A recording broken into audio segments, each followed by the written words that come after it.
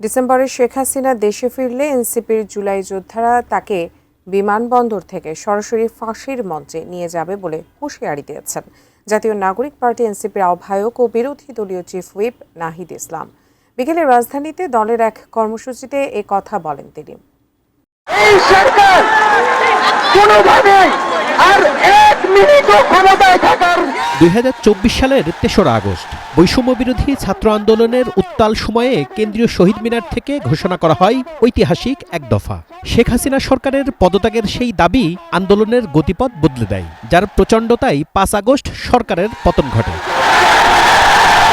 2 বছর পর সেই দিনটি স্মরণে রাজধানীর কাকরাইলের আইডিবি মিলনায়তনে শহীদ ও আহতদের কণ্ঠে জনতার এক দফা শীর্ষক আলোচনা সভার আয়োজন করে জাতীয় নাগরিক পার্টি এনসিপি। এতে জুলাই শহীদ পরিবারের সদস্য ও জুলাই যোদ্ধারা অভিযোগ করেন আন্দোলনের চেতনা ও তাদের প্রত্যাশার বাস্তবায়ন হয়নি। যে 70% রায়ের যে গণরায় সেটাকে আমরা উপেক্ষা করতে দেখছি। প্রতিনিয়ত বলা হচ্ছে অক্ষরে অক্ষরে পালন করা হবে, অক্ষরে অক্ষরে পালন করা হবে, কিন্তু আজকে 5 মাস হয়ে গেল অক্ষরে অক্ষরে পালন হচ্ছে।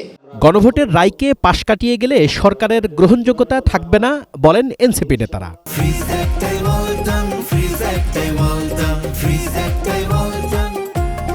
যিনি প্রধানমন্ত্রী হয়েছেন উনি 2টা ভোটে প্রধানমন্ত্রী হয়েছেন, একটা ভোটে নয়। ফলত একটা ভোট মানবেন, আরেকটা ভোট যদি না মানেন তাহলে আমরা ভবিষ্যতে আপনাকে অবৈধ প্রধানমন্ত্রী বলবো। বিএনপির জায়গা থেকে আমরা শুধু এটাই দেখি যে তারা তাদের অংশগ্রহণ ছিল, এটা এস্টাবলিশ করতে চায়। এটা এস্টাবলিশ করার কিছু নেই, আপনারা ছিলেন, এটা আমরা স্বীকার করি। কিন্তু আপনার কাজের মধ্য দিয়ে যদি এটার প্রকাশ না পায় তাহলে আপনাদের এই মুখের কথা বলার চেয়ে না বলা অনেক ভালো। বিএনপি সরকার শেখ হাসিনা ও আওয়ামী লীগের পুনর্বাসনে সহায়তা করলে তার পরিণতি সম্পর্কে হুঁশিয়ারি দেন দলীয় প্রধান নাহিদ ইসলাম। যদি শেখ হাসিনা ডিসেম্বরে আসে, সেই ডিসেম্বরে আসার জন্য যে ব্যবস্থা তারেক রহমান করে দেয়, তাহলে সেটার জন্য আপনারা প্রস্তুত আছেন তো? ইনশাআল্লাহ 1400 শহীদ পরিবার, 30,000 আহত, লক্ষ কোটি ছাত্র জনতা সরাসরি ফাঁসির মঞ্চে নিয়ে যাবে। ফাঁসি কার্যকর না হওয়া পর্যন্ত রাজপথ থেকে ঘরে ফেরবো না। আওয়ামী লীগের পুনর্বাসন করে বাংলাদেশের রাজনীতি করবে, এই পরিকল্পনা যদি কারো থাকে, তার যদি হিম্মত থাকে, সাহস থাকলে সেটা সে করে দেখাক।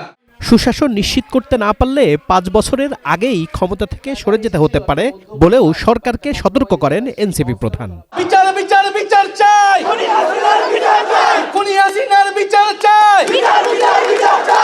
Shekhar Azad, ATN news, Dhaka.